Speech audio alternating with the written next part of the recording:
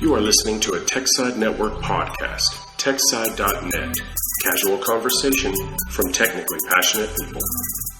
This is Americanitis, episode 11 for March 14th, 2020.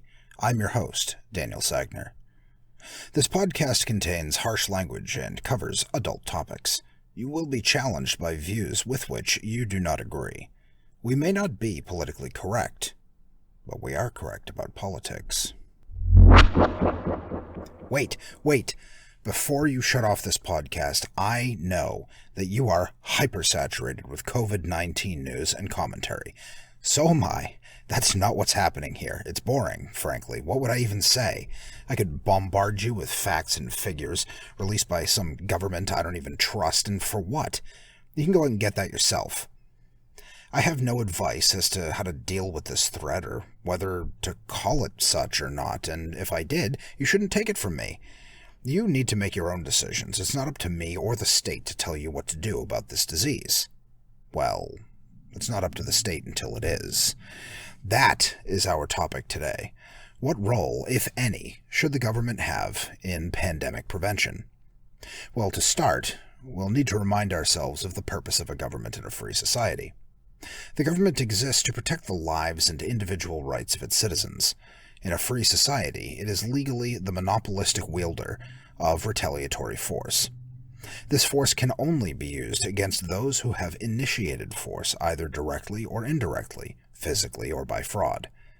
Note that these initiators are other humans, but a virus is decidedly not human. With this definition in mind, what is the government's role in the case of a pandemic? How can it, or even should it, protect my individual rights or my life from forces other than human conduct? Well, it shouldn't. I'm not saying that the state plays no role, but that it cannot claim the ability to stop a sickness. Me getting sick via natural illness does not violate my rights. You don't have a right to not get sick. It's just part of living in the world. I like to take a principle and take it to its logical extreme. If it holds up, so much the better. Corona is boring, as I've said. So how about a plague? Let's invent a disease that spreads easily and has, say, a 60% kill rate. Coronavirus is catchy, so we'll need a name. Let's call it the pinko pox in honor of the kill rate. And because Razorfist coined the term and he is a funny guy, all credit to him. So, what now? Well, a government cannot fight a virus. The government is force. It's a gun. Its role here will not be medical, except in one respect. The government must purchase testing kits from those who manufacture them. It needs these for two reasons. One, the government has dependents. Prisoners need to be tested, and they have no capacity to get the test themselves. They are at the mercy of the state, and as such, must be treated by the state. The second reason is testing people entering the country. Let's pause here a moment and refocus. Why does the state have the right to stop people from entering the country, even if they know they are infected? Well, it's simple. A known infected person threatens my life by their very presence. They are carrying a pathogen that has a 60% chance of ending my life. If they simply walk around town, that is a use of force. It's the same as if they had a bomb strapped to their chest. Maybe it'll go off. Maybe it won't. Maybe they agreed to having the bomb. Maybe they didn't. It doesn't matter. The pinko pox is a big deal. It's nasty, painful, spreads quickly, and kills more often than not. The state should use the only trick up its sleeve, force, to stop people entering the country and test them before allowing entry. The state is the only agency capable of doing this. McDonald's, Walmart, even American Airlines have no authority to hold you against your will or force you to submit to a test. Only the state can do this. This leads to the next thing that only a state can accomplish, establishing and maintaining a quarantine. This is a clear and obvious use of force. Individuals who are infected may be quarantined in their homes or securely transported to facilities designed to treat and contain the contagion. Whatever. Quarantine is not something that anyone likes to consider and should only be done in extreme cases, like the pinko pox. The state may play other small roles. They could provide escort for the transportation of samples of the contagion or collect and assist in the dissemination of statistics and body counts. They can assure the public that everything is under control to reduce panic, but that's about it.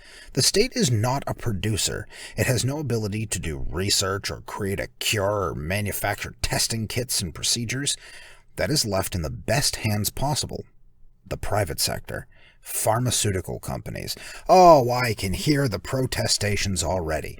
There are some people far away from my microphone yelling at my voice saying, "But then only the rich would get the cure." I honestly have no idea whence comes the notion that businesses get rich by killing their potential customers. If you think past your eyelids, you can imagine yourself in this very situation as the CEO of a pharma company which found the cure. Hell, I'd sell it at a loss, even if I was a complete misanthrope, which I'm barreling towards but haven't quite reached. If millions of people die, there goes my customer base. Even if I didn't care at all about my neighbor, I would still make sense for me to save them, just to have one fewer person who could infect me. And there you have it. The government would have all the roles which require force to be used. Everything else is left to the stalwart defender, the best arrow in our quiver, which makes all other things possible. The individual's reasoning mind. Hey, it's time for the tweet of the week, and man, just forget it. My whole feed oscillates between, "Oh my god, government is failing to contain virus," from the exact same people who want the government to take over my healthcare, and, "Oh my god, calling it the Chinese coronavirus is racist against Chinese people." I just can't pick one tweet. They're all so disappointing and vapid. I guess what I'm saying is that while you're cooped up in self-isolation with your mountain of toilet paper and your small pond of Purell, just stay off social media, yeah? Read a book or something. Rewatch Fresh Prince of Bel-Air while civilization crumbles. Speaking of watching it all fail away, the DDV show on Twitter pointed out a horrific anti-human thread where people were reveling in the fact that off-traveled spaces like town squares and highways are currently abandoned. They call it, quote, "nature taking a well-deserved break," unquote, and one commented suggesting that maybe we humans are the virus. Yeah, I had to visit Boston today, and I reveled in the skyline, not the lack of traffic. Humans are magnificent. We create, build, and make better the things around us. Nature sucks. What is nature taking a break from? Killing your grandfather, you fucking idiot. That's what it's doing right now. That's why the streets are abandoned, you dolts.